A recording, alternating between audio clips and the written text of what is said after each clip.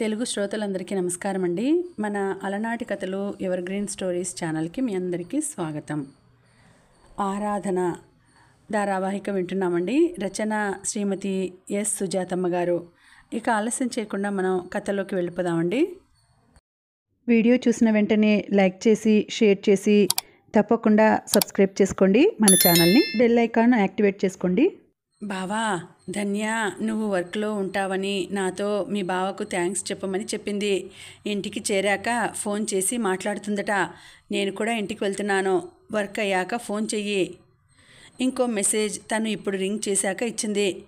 ఆటోలో ఉన్నాను, నాతో ధన్య మావయ్య ఉన్నారు. అయితే ఏంటి ఫోన్ చేయక? కోపం వచ్చింది. ఇంటికి వెళ్ళాక ఫోన్ చేస్తా, మళ్ళీ మెసేజ్ పెట్టింది. నేను వస్తున్నాను, ఆటో దిగి స్టాండ్లో ఉండండి అని మెసేజ్ పెట్టాడు. పర్వాలేదు బావా, వెళ్ళిపోతాము. రిప్లై ఇవ్వక ప్రణవ్తో వస్తానని చెప్పి బయలుదేరాడు పృథ్వీ చిరాగ్గా. అంకుల్, మా బావ వస్తానన్నాడు, మనం ఆటో దిగేద్దాం రండి అంది నర్మద. మనల్ని వదిలి వచ్చేసరికి చీకటి అవుతుంది కదా అమ్మా, ఆ అబ్బాయిని వద్దని చెప్పలేకపోయావా? సానుభూతిగా అన్నారు ధర్మారావు. చెప్పాను, కానీ వినటం లేదు. చాలా మంచి అబ్బాయమ్మా, అమెరికాకి వెళ్ళినా తన బుద్ధి ఏమాత్రం మారలేదు, కడిగిన ముత్యంలా తిరిగొచ్చాడు సంతోషంగా అన్నారు. మెసేజ్ పెట్టిన 5 నిమిషాల్లో పృథ్వీ చేరుకున్నాడు. ఫోన్ చేయమంటే ఎందుకు చేయలేదు? కారులో కూర్చున్నాక అడిగాడు. ఈరోజు వర్క్ ఎక్కువ ఉంది అన్నావు కదా, మధ్యాహ్నం కూడా వచ్చి వెళ్ళావు, అందుకోసం అని. ఇంటికి ఎలా వెళ్తావు? నాకు అలవాటే కదా బావా, అందులోనూ డ్రైవర్ మా ఊరివాడే. అది ఇంతకుముందు, ఈ రోజుల్లో ఆడపిల్లలకు ఒంటరి ప్రయాణం కష్టంగానే ఉంది అన్నాడు పృథ్వీ. కానీ ఇప్పుడు నేను ఉన్నాను కదా బాబు. అలా అని కాదు, నేనున్నాను కదా అని. అమ్మాయి మీకు శ్రమ అని తలిచినట్టుగా ఉంది. కారులో వెళ్ళడానికి శ్రమ ఏమిటండి? అది కాదు బావా, సంజాయిషిగా ఏదో చెప్పబోయింది.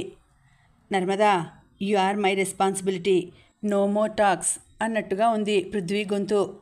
అది కాదు బావా, మరి నీ గురించి నేను ఆలోచించక్కర్లేదా? కినుకగా అడిగింది.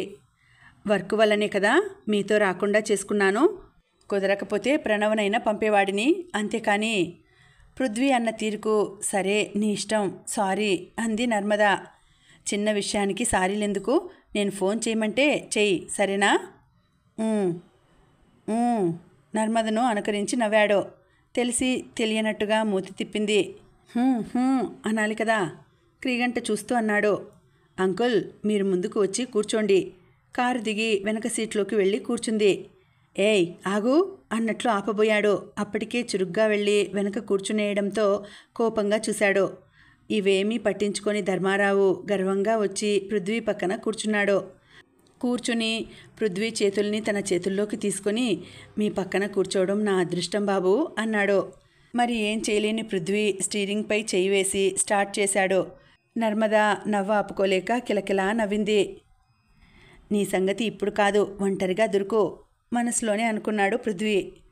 దారిలో ఆంధ్రా నుంచి వెళ్ళిన వాళ్ళు అమెరికాలో ఎక్కడ ఉంటారు అని అడిగాడు ధర్మారావు. అలా సపరేట్గా ఏమీ ఉండరు, వాళ్ళకి ప్లేస్మెంట్ ఎక్కడ వస్తుందో అక్కడే ఉంటారు. ఎన్నాళ్ళైనా మన వాళ్ళు అక్కడే ఉండిపోవచ్చా? గ్రీన్ కార్డ్ అనేది ఒకటి ఉంటుంది, అది వస్తే మన వాళ్ళు అక్కడ ఇండియాలో లాగే ఉండిపోవచ్చు. రాజకీయాలలో కూడా పాల్గొంటారు, గవర్నమెంట్ జాబుల్లో ఉంటారు, బిజినెస్ చేస్తారు. అక్కడికి వెళ్ళిన వాళ్ళు చాలా వరకు తిరిగి రారు. ఎందుకు? ఆ జీవనానికి అలవాటు పడిన వాళ్ళు, మాతృదేశాన్ని విస్మరించిన వాళ్ళు అలా ఉండిపోతారు. కానీ మన వాతావరణంపై అభిమానం ఉన్నవాళ్ళు బాగా సంపాదించుకున్నాక ఇండియాకి వచ్చేస్తారు. అక్కడ అంత డబ్బులు వస్తాయా? అలా అని ఏం కాదు, అంతా మనలాగే ఉంటుంది, కాకపోతే డిస్టర్బెన్స్గా ఉండదు. అది వాళ్ళ మనస్తత్వాన్ని బట్టి ఆధారపడి ఉంటుంది. అక్కడ డాలర్లలో జీతాలుంటాయి, వాటిని ఇండియన్ రూపాయలతో మార్చుకుంటే ఎక్కువ డబ్బులు వస్తాయి. దానితో ఇక్కడ ఆస్తులు సంపాదించుకుని వచ్చేస్తూ ఉంటారు. కొంతమంది ఆ జీవన విధానానికి అలవాటు పడిపోతారు, కొంతమంది విదేశీ మోజుతో గొప్పగా అక్కడే ఉంటారు. అక్కడికి వెళ్ళి చాలా సంవత్సరాలు గడిచిన వాళ్ళ గురించి ఇప్పుడు తెలుసుకోవచ్చా? ఎందుకు ఇన్ని ప్రశ్నలు వేస్తున్నారు? అక్కడ మీకు ఎవరైనా తెలిసిన వాళ్ళు ఉన్నారా? దాదాపు 40 సంవత్సరాల క్రితం మా అన్న అమెరికాకి వెళ్ళాడు. ఆ తర్వాత మేము అతన్ని తిరిగి చూడలేదు. కానీ వెళ్ళిన కొత్తలో కొద్ది రోజులు మా బంధువులలో కొద్ది మందితో ఉత్తర ప్రత్యుత్తరాలు జరిపేవాడు. ఆ తర్వాత ఏమీ తెలియదు. మా వదిన వాళ్ళ తరపు వాళ్ళకి మాత్రం వాళ్ళ గురించి తెలిసేది. మాకైతే ఏమీ తెలీదు. ధర్మారావు అలా చెప్పడంలో నైరాస్యం కనిపించింది పృథ్వీకి. ధర్మారావుకే 65 ఏళ్ల దాకా ఉంటుంది. మీ వదిన తరపున బంధువులను అడిగితే తెలియదా? ధర్మారావు నవ్వి, వాళ్ళు దారి తప్పిపోలేదు బాబు, మాకు దూరంగా ఉండాలి అనుకుని విషయాలు తెలియచేయలేదు అన్నాడు వేదాంతిలా. పృథ్వీ మరేమీ మాట్లాడలేకపోయాడు. నర్మద ఫోన్ చేసి బావ కారులో తీసుకొస్తున్నాడు అని చెప్పడంతో దేవిక చాలా సంతోషించింది. బావని బాగా అర్థం చేసుకో, కలిసి ఉండు అని సలహా కూడా ఇచ్చింది. పిచ్చమ్మ అన్నది తల్లి మాటకు జవాబుగా. పృథ్వీ విలువ నీకిప్పుడు తెలియదులే, నువ్వే నన్ను మెచ్చుకుంటావు. సంతోషం, ముగ్గురికి వంట చేయి, ధన్య వాళ్ళ మామ కూడా వస్తున్నారు అని చెప్పడంతో దేవిక వంట చేసి రెడీగా ఉంది. 6 అవుతుండగా వచ్చారు ముగ్గురు. గుమ్మంలో కూర్చున్న వాసు ధర్మారావుని చూడగానే లేచి వెళ్ళి సాదరంగా చెయ్యి పట్టుకున్నాడు. నర్మద కారు దిగి గబగబా రాబోతుంటే పృథ్వీ నర్మదను ఆగమన్నట్టు గబుక్కున ముందుకు వచ్చి చెయ్యి పట్టుకున్నాడు. నర్మద దొరకకుండా చెయ్యి విడిపించుకుని ముందుకు వస్తూ ఉంటే పృథ్వీ వెనకబడ్డాడు. అలా ఇద్దరూ గుమ్మంలోకి రాగానే చూసిన దేవిక ముచ్చటపడిపోతూ వాళ్ళిద్దరూ ఎప్పుడు దండలతో గుమ్మంలో అడుగు పెడతారా అని ఊహించుకుని ఆగండి అని చేతులతో దిష్టి తీసి మెటికలు విరిచింది. నర్మద సిగ్గుపడి లోపలికి వెళ్ళిపోయింది. పృథ్వీ మాత్రం అత్త భుజంపై చెయ్యి వేసి ఆకలి వేస్తోంది, ఏం చేశావు అడిగాడు. గోంగూర పప్పు చేశాను, రసం పెట్టి అప్పడాలు వేయించాను, మీరు వచ్చాక ఆమ్లెట్ వేద్దాంలే అనుకున్నా. సరే, ఏంటి దిష్టి తీస్తున్నావు? ఇద్దరూ కలిసి గుమ్మంలో అడుగు పెడుతుంటే ముచ్చటగా అనిపించింది. దండలు వేసుకుని అడుగు పెట్టే రోజు ఎప్పుడు వస్తుందా అని. నా పని అయిపోయింది, మీకు చెప్పేశాను, మీదే ఆలస్యం, ముహూర్తాలు మీ చేతుల్లోనే ఉంది. అంతేకాకుండా మళ్ళీ నా ప్రయాణం ఒకటి ఉంటుంది కదా. మీ అమ్మ వాళ్ళు చెప్తే నేను చూడొచ్చురా, లేకపోతే ఆ పని మీ అమ్మ వాళ్ళది. అలాగా, ఆలోచిస్తున్నట్టుగా అని నేను చూసుకుంటాలే అన్నాడు. స్నానం చేసి వాసు బనియన్ లుంగీ వేసుకుని ధర్మారావు వాసు మాట్లాడుకుంటూ ఉంటే వారి పక్కగా వచ్చి కూర్చున్నాడు పృథ్వీ. దేవిక భర్తకి ధర్మారావుకి భోజనం తీసుకుని వచ్చింది. పృథ్వీకి కూడా తీసుకురా అన్నాడు వాసు. నర్మదకు చెప్పానులే వడ్డించమని, వెళ్ళి తినిపో పృథ్వీ అంది దేవిక. ఆ మాటతో పృథ్వీ కళ్ళు వెలిగిపోయాయి. అలాగే అంటూ హుషారుగా లేచాడు. పృథ్వీ అలా వెళ్ళగానే పిల్లలు మొహమాటంతో తింటారో తినరో, నువ్వు వెళ్ళు అన్నాడు వాసు. నర్మదను పృథ్వీకి దగ్గర చేయాలని అలా చేశాను. రేపో మాపో ముహూర్తాలు కుదిరితే ఇబ్బంది పడకూడదని, పృథ్వీని అర్థం చేసుకుంటుందని కావాలని అలా చేశాను అంది దేవిక. ఇంత మంచి అబ్బాయిని ఏ అమ్మాయి వద్దనుకుంటుంది అన్నాడు ధర్మారావు. బంధువుల మధ్య కొన్ని నిష్ఠురాలు ఉన్నాయిలేండి, అవి తప్పించుకొని ఇరువైపుల వారము సరే అనుకున్నాము అన్నాడు వాసు. ఓహో, అర్థమైనట్టుగా అన్నాడు ధర్మారావు. మీ పిన్ని నాన్న భోంచేశారా అడిగాడు వాసు. వారి గదిలో పెట్టి వచ్చాను. వంటగదిలోకి వెళ్ళగానే నర్మద కోసం చూశాడు. డైనింగ్ టేబుల్ లేదు, కింద కూర్చొని తినాలి. కింద పీట వాల్చి గిన్నెలు పెట్టి కూర్చుని ఉంది. పృథ్వీని చూడగానే లేచి నిలబడింది. పృథ్వీ భోజనం ముందు కూర్చున్నాడు. నర్మద గెరిటితో ప్లేట్లో అన్నం వడ్డించింది. నర్మద చెయ్యి వణుకుతోంది. పృథ్వీ కూడా మొహమాటం వేసింది. నువ్వు వెళ్ళులే, నేను వడ్డించుకుంటా అన్నాడు చిన్నగా. నర్మదను ఇబ్బంది పెట్టడం ఇష్టం లేక. ఏం మాట్లాడలేదు నర్మద. కూర వడ్డించింది. వడ్డిస్తున్న ఆ చేతిని పట్టుకోకుండా ఉండలేకపోయాడు పృథ్వీ. తెల్లటి సన్నటి చేతికి ఎర్రటి గాజులు అందాన్నిచ్చాయి. అన్నం కలపకుండా 2 చేతుల్లోకి నర్మద చేతిని తీసుకున్నాడు. వంగి వడ్డిస్తున్నదల్లా పృథ్వీ చేయి తగలగానే చతికిలబడినట్లుగా క్రింద కూర్చుంది తల వంచుకొని. ఆ భంగిమకు పృథ్వీకి నవ్వొచ్చేసింది. నువ్వు వెళ్ళులే, నేనే పెట్టుకుంటా అన్నాడు మళ్ళీ. చురుగ్గా తల ఎత్తి, మీ అత్త ఒప్పుకోదులే అంది మెల్లగా. మరి నీ వల్ల కాదేమో అత్తిపత్తి అన్నాడు చివరి పదాన్ని నొక్కి పలుకుతూ. పృథ్వీ చేతుల్లోని తన చేతిని గబుక్కున వెనక్కు లాక్కొని చెయ్యి ఎత్తింది కొట్టడానికి. బాబోయ్, టచ్ మీ నాట్ అన్నాడు మరింత కవిస్తూ. ఏయ్ హుహు అంది. నిజంగానే చేతికి కూరంటుకుంది చూడు అన్నాడు అమాయకంగా. ఇష్టంగా పెడదామనుకుని వస్తే చీపో ముందుకు పడిన జడను విసురుగా వెనక్కి వేసుకుని వెళ్ళిపోయింది. వెళుతున్న నర్మదను వెనక నుంచి అభిమానంగా కళ్ళ నిండుగా చూసుకున్నాడు పృథ్వీ. 2 రోజుల నుంచి చాలా బిజీగా ఉన్నాడు. కంపెనీ నుండి ఒత్తిడి ఉండడంతో పని త్వరగా ముగించడానికి ప్రణవ్ని, ధన్యని తీసుకుని 4 కాలేజీలు విజిట్ చేశాడు. టెస్టులు పెట్టి వాళ్ళలో కూడా కొంతమందిని సెలెక్ట్ చేసుకున్నాడు. యాక్చువల్గా నర్మద అయితే చాలా హెల్ప్ చేసేది. కానీ నర్మద ధ్యాసంతా తనపైనే ఉంటుంది. తన మూడ్ను మార్చడం ఒక్కోసారి కష్టం. తను డైవర్ట్ అయినా పని ఆలస్యం అవుతుంది. అప్పటికి నర్మదని అడిగి తన సీనియర్స్, ఫ్రెండ్స్ గ్రూపుల్లో నుంచి బ్రిలియంట్స్ లిస్ట్ తీసుకున్నాడు. 2 రోజుల్లో అనుకున్న పని జరిగిపోయింది. లిస్టు పంపించేశాడు. వాళ్ళందరికీ అపాయింట్మెంట్ లెటర్ కూడా ఇమ్మీడియట్గా టైప్ అయిపోయాయి. ఇక్కడే ఒక బ్రాంచ్ ఓపెన్ చేయడానికి డిసైడ్ అయ్యారు. ఒక్కసారిగా ఫారెన్ కంపెనీలో అపాయింట్మెంట్ రావడం, అందులో నర్మద హెల్ప్ ఉండడంతో అందరూ నర్మదని అభినందిస్తూ థ్యాంక్స్ చెబుతూ ఫోన్ చేశారు. నర్మదకి చాలా సంతోషం కలిగింది. ఈ విషయం షేర్ చేసుకోవడానికి పృథ్వీకి ఫోన్ చేసినా తీయలేదు, మెసేజ్లు పెట్టినా చూడలేదు. ధన్య నర్మదకు ఫోన్ చేసి 2 రోజులు పృథ్వీ సార్తో కలిసి ఎంత బాగా వర్క్ చేసిందో ఆ ఎక్స్పీరియన్స్ని చాలా సంతోషంగా నర్మదతో షేర్ చేసుకుంది. నర్మదకి చాలా బాధగా అనిపించింది. బావా తనని ఎందుకు తీసుకెళ్ళలేదు? నర్మద మనసు అసంతృప్తిగా ఉంది. అలిగి కూర్చుంది. 3వ రోజు పృథ్వీనే ఫోన్ చేశాడు. మొదట తీయకూడదు అనుకుంది, కానీ ఆగలేక ఫోన్ తీసింది. హలో, ఎలా ఉన్నావు?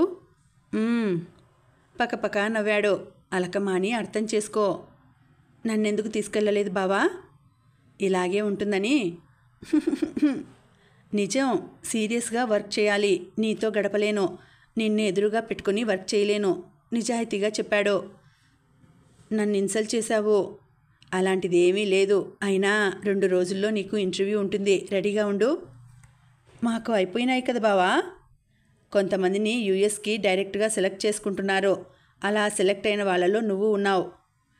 నాకు అమెరికా ఇష్టం లేదు బావా. ఇది అందరికీ వచ్చే అవకాశం కాదు. నీ పర్ఫార్మెన్స్ అందరికీ నచ్చింది. అయినా మన పెళ్ళయ్యాకైనా నువ్వు అమెరికాలోనే కదా ఉండాలి. మాట్లాడవేమి? నువ్విక ఇండియాలో ఉండవా? గొంతులో చాలా మార్పు కనిపించింది. అలా అని కాదు, ఇంతవరకు 2 ఏళ్లకోసారి లేదా ప్రతి సంవత్సరము కంపెనీ తరపున వచ్చి గడిపి వెళ్తుండేవాడిని. రెండో ఆలోచన అంటూ ఉండేది కాదు. ఈ సంవత్సరమే కదా నీవు నా జీవితంలోకి వచ్చింది. ఇద్దరం కలిసి ఆలోచిద్దాంలే. అమెరికా ఎలా ఉంటుందో ఏంటో దిగులుగా అంది. భయపడేలాగా ఏమీ ఉండదు. నాకు పరిచయమైన నర్మద చాలా డేరుగా ఉండేది. ఇప్పుడు మరదలుగా ఏంటి ఇలా ఉంది? నువ్వు పరిచయం కాకుంటే అలాగే ఉండేదాన్ని. నీ వల్లే ఇలా అయ్యాను. అసలు నీతో మాట్లాడను. అంతకుముందు నా కోసం వెంటపడ్డావు. ఇప్పుడు నన్ను వదిలేసి ఫోన్ చేసినా ఎత్తకుండా నన్ను దూరం పెడుతున్నావు. కోపంగా అంది. నీ మొహం, చెప్పాను కదా నిన్నెదురుగా పెట్టుకొని చేయలేనని. ఈరోజు కూడా బిజీనా? లేదు. మరి ఎందుకు రాలేదు? జవాబు చెప్పలేకపోయాడు. ఇప్పుడు రా. అక్కర్లేదులే, రావద్దు. అంతలోనే అంత అలకేమిటి? మరంత ఆలోచించాలా? అలా కాదు, మా అత్త ముహూర్తం చూసుకొని రమ్మంది. ఇప్పుడు నేను అలగాలా? పో. రమ్మంటావా? మీ అత్త చెప్పిన పని చేసుకొనిరా. ఫోన్ పెట్టేసింది. నవ్వుకున్నాడు. అమెరికాలోని మెయిన్ బ్రాంచ్ సెలెక్ట్ చేసుకోవడానికి 5 స్టార్ హోటల్లో ఇంటర్వ్యూ జరుగుతోంది. ఆన్లైన్లో వీడియో కాన్ఫరెన్స్ కూడా ఉంది. పృథ్వీనే సీఈఓ కావడం వల్ల మెయిన్ వర్క్ అంతా అతందే. కానీ నర్మద మూడంతా పృథ్వీపైనే ఉంది. కెరీర్ని వదిలేసింది. ఇది పృథ్వీని చాలా డిసప్పాయింట్ చేసింది. ఇద్దరు ఒక రూమ్లో ఉన్నారు. నర్మద తీరు నచ్చలేదు. సీరియస్గా ట్రై చెయ్యి అన్నాడు. అమెరికాకి ఎందుకు బావా? అడిగింది మళ్ళీ. అయితే నువ్వు నాతో రావా? వస్తాను. నాకు ఇక ఉద్యోగం వద్దు. అదేంటి? మరి ఏం చేద్దాం అనుకుంటున్నావు? పెళ్లి చేసుకుని నీతో ఉంటాను. దాన్ని ఎవరు కాదన్నారు? నీ కెరీర్ గురించి చెప్పు. ఇక నాకెందుకు? నేను నీతోనే ఉంటాను. బాగా ఆలోచించుకో. 24 గంటలు మనం కలిసి ఉండలేం. ఇప్పుడంటే నాకు వర్క్ లేదు, నీతో గడపగలిగాను. చూస్తున్నావు కదా, 4 రోజుల నుంచి నా వర్క్ అంతా అలాగే ఉంటుంది. అప్పుడు నువ్వు ఇంట్లో ఖాళీగా కూర్చొని ఏం చేస్తావు? అప్పుడే అదంతా జరిగినట్టుగా ఊహించుకొని ఏడుపు మొహం పెట్టింది. వాస్తవం అర్థం చేసుకోవేమి? లైఫ్ అంటే 24/7 ఒకచోట మనిద్దరం ఉండటం కాదు కదా, పిల్లలు ఉంటారు కదా. పృథ్వీ పెదవులు చటుక్కున విచ్చుకున్నాయి. అది లేస మాత్రమే సీరియస్గా చెప్పాడు. జీవితం అంటే భర్త పిల్లలే కాదు. ఓ 4 ఏళ్ల తర్వాత మళ్ళీ కెరీర్ కావాలి అనుకుంటే రాదు. అందులోనూ నీ టాలెంట్ని వృధా చేయడం నాకిష్టం లేదు. నర్మద మొహంలో నీలి నీడలు కమ్ముకున్నాయి. అసంతృప్తిగా నిలబడింది. పృథ్వీ ప్రేమగా నర్మద చేతిని పట్టుకుని, నా కోసం నీవు కెరీర్ని వదులుకొని ఉండడం ఆనందమే, కానీ నేను అలా వదులుకొని గడపలేను కదా. అలా అనగానే నర్మద కంటి నుండి తెలియకనే 2 కన్నీటి బొట్లు టప్పుమని జారి క్రింద పడ్డాయి. పృథ్వీ చటుక్కున తెలియకనే నర్మదను దగ్గరకు లాక్కుని ఓదార్పుగా హృదయానికి హత్తుకున్నాడు. వాస్తవం ఆలోచించు, ఊహల్లో ఉండకు. పృథ్వీ నుండి విడివడి పృథ్వీని వెనక్కి నెట్టింది. నర్మద అంటే ఒక బ్రాండ్. మొట్టమొదటిసారి నిన్ను ఆ డ్యాన్స్ పర్ఫార్మెన్స్లో చూసినప్పుడు యూనిక్ కనిపించావు. ఎప్పటికీ అలాగే ఉండాలి. ఇక్కడ ఓపెన్ చేసే బ్రాంచ్లో అందరి ఎంప్లాయీస్తో యూఎస్ఏలో ఉండే బ్రాంచ్ నుంచి వచ్చే ప్రాజెక్ట్స్ను ఇక్కడ ఎంప్లాయీస్ను కలుపుకుంటూ పనిచేసేలా ఉండే టీమ్ లీడర్స్ను ఎంచుకుంటోంది. ఆ క్యాపబిలిటీ నీకుంది. విన్ అయ్యి బయటికి రా, హెచ్చరిస్తున్నట్లుగా చెప్పాడు పృథ్వీ. ఏంట్రా, సెలక్షన్ అంతా నీ చేతిలో ఉంటే నర్మదా సెలక్షన్ వేరే వాళ్ళ చేతిలో పెట్టావేమిటి? అర్థం కాక అడిగాడు ప్రణవ్. నా దగ్గర ఉండే చనువుతో తన టాలెంట్ను బయట పెట్టలేకపోవచ్చు, అందుకని తప్పుకున్నాను. ఎలా చేసింది? తనకు తిరిగేముంది? అదే నేను ఉండుంటే మరోలా ఉండేది. వెంటపడిన దానికి బాగానే సంపాదించుకున్నావు. తను చాలా టాలెంటెడ్ రా, అది వృధా అవడం నాకు ఇష్టం లేదు. చిన్నపిల్ల కదా, ప్రేమే సర్వం అనుకుంటుంది. పెళ్ళయ్యాక కొంతకాలం గడిస్తే కళ్ళు తెరుచుకుంటుంది. అప్పుడు కావాలంటే తన తెలివితేటలకి తగ్గ జాబ్ రాదు. అప్పుడు కాలక్షేపం కోసం ఏదో ఒకటి చేయాలి అనుకోకూడదు కదా. తన తెలివితేటల్ని ఉపయోగించుకునే అవకాశం ఉన్నప్పుడు దానికోసం కొన్ని త్యాగం చేయాల్సి ఉంటుంది. అందుకే నేను తప్పుకున్నా. అంతేలే, డబ్బే ముఖ్యం కాదు. అది నీ దగ్గర బాగానే ఉంది. నీలా 10 మందికి ఉపయోగపడేలా తను కూడా ఉండాలి, అంతేనా? పృథ్వీ నవ్వి, నీ నుంచి కూడా అదే ఆశిస్తా. సరే, ఏదో చెప్పాలి అన్నావు. జ్వాల వచ్చింది, నీతో మాట్లాడాలి అంది. నేను బిజీగా ఉన్నాను అని చెప్పు. చెప్పాను, ఎలాగైనా కలవాలి అంది. మరుసటి రోజు జ్వాల నేరుగా పృథ్వీ ఇంటికి వచ్చేసింది. వెనుక ప్రణవ్ ఉన్నాడు. శారద గుమ్మంలోనే ఎదురైంది. ప్రణవ్ ఆల్రెడీ పృథ్వీకి ఫోన్ చేయడం వలన పృథ్వీ గది నుండి బయటకు వచ్చాడు. శారద నోరు తెరిచేలోపే జ్వాల పృథ్వీ వైపుగా వెళ్ళిపోయింది. శారద కోపంగా పృథ్వీ వైపు చూసింది. పృథ్వీకి ఆ క్షణంలో ఏం చేయాలో తోచలేదు. నోరు తెరిచి ఏమీ మాట్లాడకముందే జ్వాల పృథ్వీ చెయ్యి పట్టుకుని గది లోపలికి తీసుకెళ్ళింది. శారద లోపల వాళ్ళిద్దరూ ఉండగా అలా చూస్తూ బయట ఉండలేకపోయింది. అసలు లోపల ఏం జరుగుతోంది? పృథ్వీకి అసలు బుద్ధి లేదు. నర్మదతో పెళ్ళి అనుకున్నాక మళ్ళీ ఈ అమ్మాయితో ఏంటి? ఆ రోజు వద్దని చెప్పింది కదా, అయినా దీనికి సిగ్గు లేకుండా మళ్ళీ ఎందుకు వచ్చింది? తన కంటి ముందే తన కొడుకుని లోపలికి తీసుకెళ్తుందా? అంటే ఎంత బరి తెగించిందై ఉండాలి? ఏమనుకుని ఏం ప్రయోజనం? కొడుకు సంగతి తెలిసి నిమ్మకు నీరెత్తినట్టు ఉన్నాడు. అక్కడి నుండి వచ్చిన వెంటనే ముహూర్తాలు చూడమని చెప్పినా వినని మొగుణ్ణి తిట్టుకుంది. 5, 10, 20 నిమిషాలైంది. సహనం లేకపోయింది. ప్రణవ్ చాలా ఇబ్బందిగా అక్కడ సోఫాలో కూర్చుని ఉన్నాడు. అతని వైపు కొరకరా చూడడం తప్ప శారద మరి ఏం చేయలేదు. అంతలో తలుపు చటాలన తెరుచుకుంది. జ్వాల బయటకొచ్చి కళ్ళు తుడుచుకుంటూ వచ్చిన దారినే బయటకు వెళ్ళిపోతోంది. ఆమె వెనకే బయటకు వచ్చిన పృథ్వీ, ప్లీజ్ జ్వాల ఆగు అంటూ వెంటపడ్డాడు. వెంటపడమే కాకుండా అక్కడ తల్లి ఉందన్న విషయం కూడా మరచి జ్వాల చెయ్యి విదిలించుకుంటున్నా పట్టుకోవడానికి ప్రయత్నిస్తూ, నాకు కొంత టైం ఇవ్వు, నేను జీర్ణించుకోలేకుండా ఉన్నాను.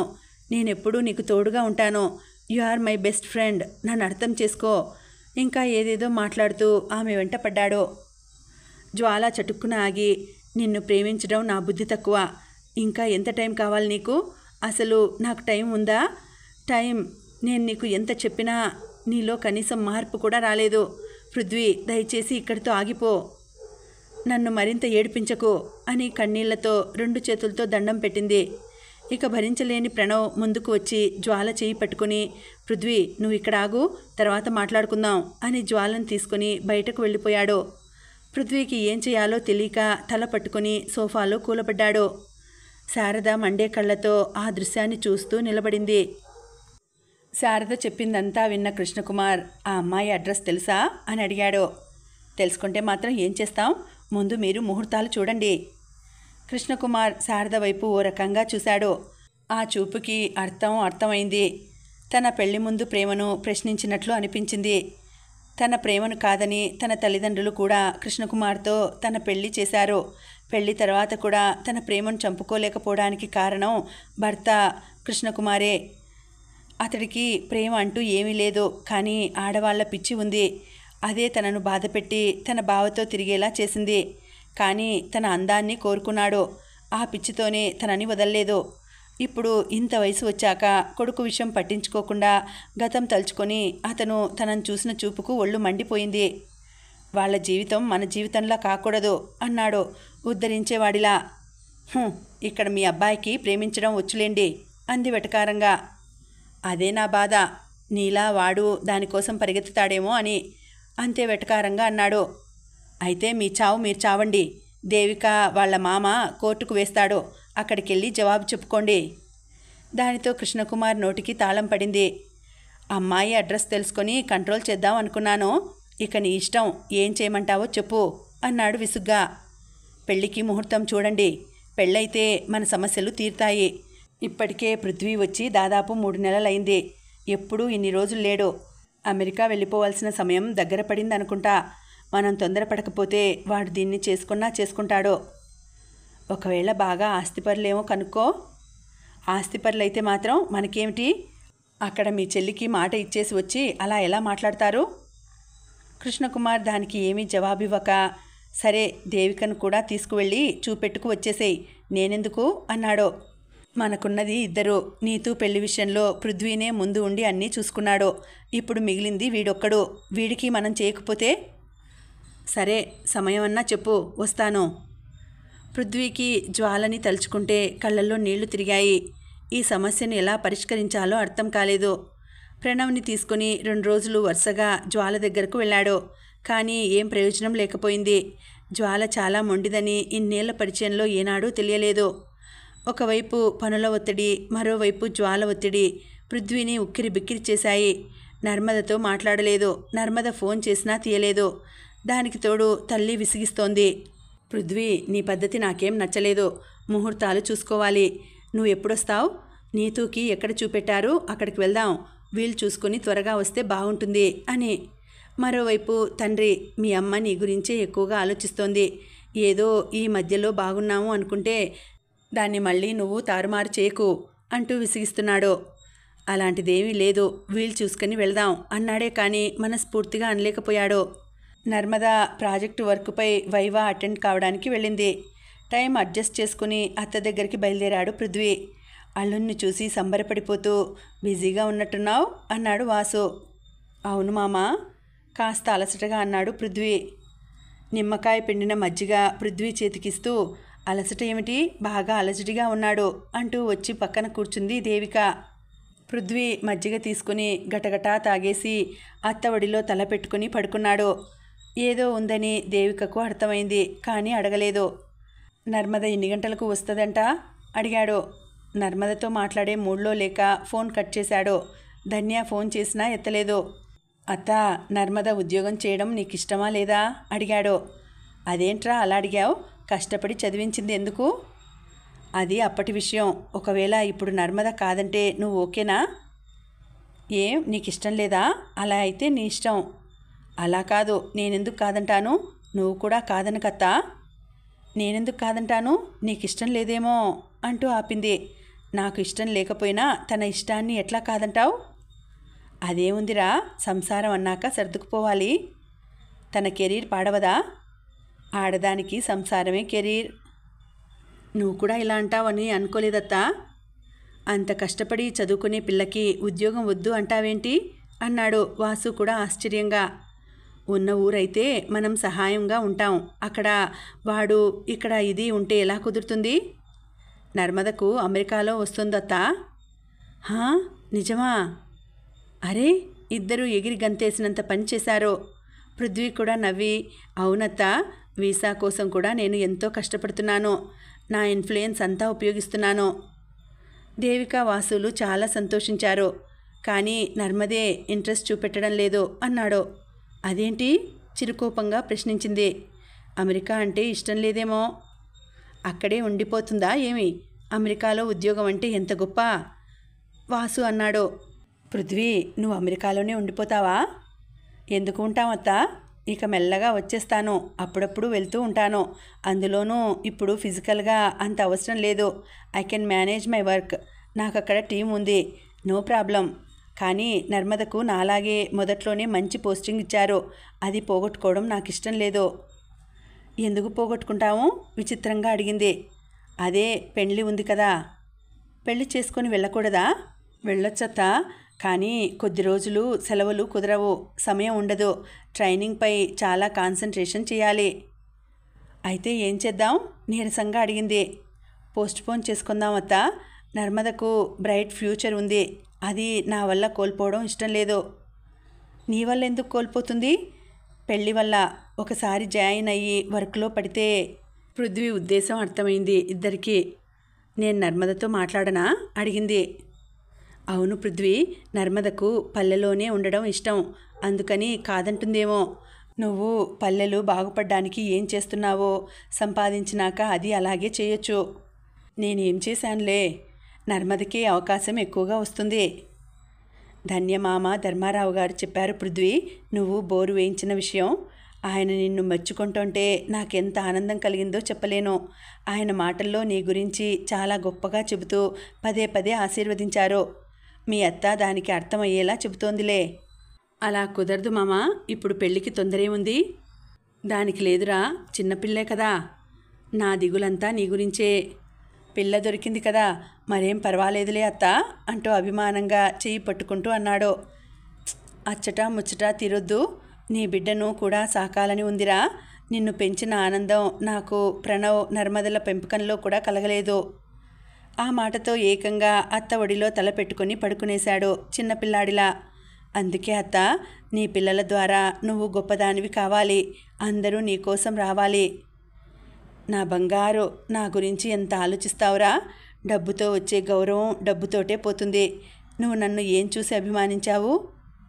అభిమానించాను కాబట్టే నువ్వు కోల్పోయింది నీకిస్తాను అన్నాడు గది బయట తచ్చాడుతున్న నానమ్మ సత్యవతిని క్రీగంట గమనిస్తూ. కొంతమందిలో ఎంత వయసు వచ్చినా మార్పుండదు. సొంత కూతురు కొడుకు పట్టించుకోకపోయినా హక్కులా దేవిక దగ్గర ఉన్నా వారికి అత్తపై అభిమానం లేదు అనుకుని నవ్వుకున్నాడు. నిన్న మీ అత్త దగ్గరకు వెళ్ళినావట కదా అడిగింది శారద కొడుకుని. పృథ్వీ వెంటనే సమాధానం చెప్పలేకపోయాడు. మనసు బాగోలేక వెళ్ళాడు. అది అమ్మతో చెప్పుకునేంత చనువు వారిద్దరి మధ్య లేదు. నర్మదతో మాట్లాడావా? మళ్ళీ ప్రశ్నించింది. నేను వెళ్ళినప్పుడు తను కాలేజీకి వెళ్ళింది. ఈ విషయం శారదకు సత్యవతి చెప్పింది. అయినా కావాలని అడిగింది శారద. నువ్వు మీ అత్త ఇంటికి వెళితే వాళ్ళతో కలిసి ఉంటే ముందులా నేనేమీ అనుకోను. ఓ వ్యంగ్యమైన నవ్వు పెదవులపై లేస మాత్రం కనిపించి మాయమైంది.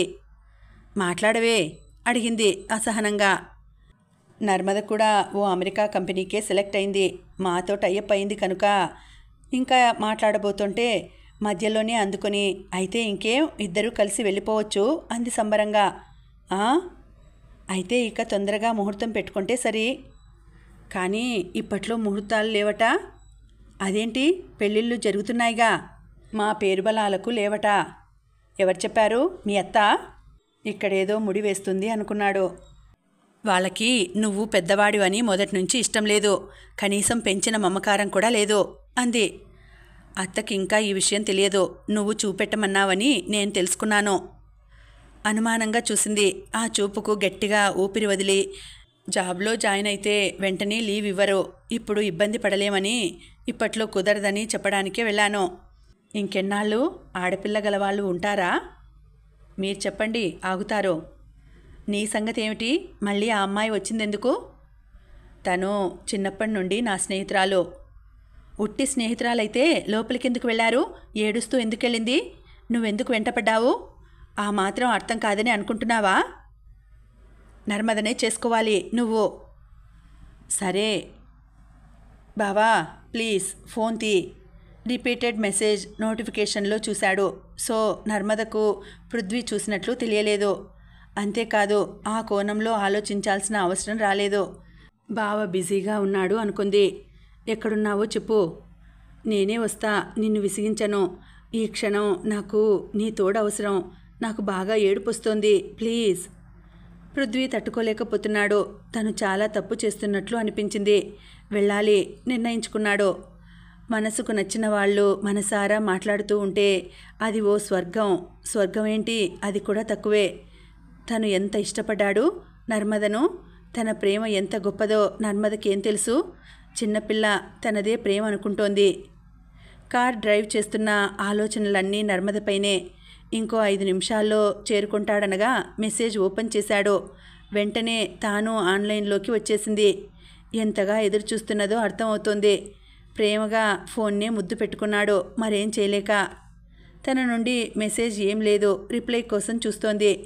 ఇప్పుడు కూడా ఇవ్వకపోతే తనపై ఎంత అలుగుతుందో ఊహించలేక, ఏమైంది, ఎందుకంత కంగారు, ఎక్కడున్నావు? ఇంటి దగ్గర. నువ్వెక్కడా? టైపింగ్లో ఎంత స్పీడో అర్థమవుతుంది. మెసేజ్ పెట్టేలోపు ఫోన్ రింగ్ అయింది. నవ్వుకున్నాడు. ఎత్తగానే హలో అని కూడా అనక ఎక్కడా అడిగింది. గొంతు చాలా నీరసంగా ఉంది. ఓ 2 నిమిషాలలో నీ దగ్గర ఉంటా. వద్దు, నేను రోడ్ దగ్గరకు వస్తా. ఫోన్ పెట్టేసింది. ఇంకా ఉందండి, కథ కొనసాగుతుంది. మళ్ళీ వచ్చే వీడియోలో తర్వాతి భాగం తెలుసుకుందామండి. అంతవరకు సెలవు. నమస్తే.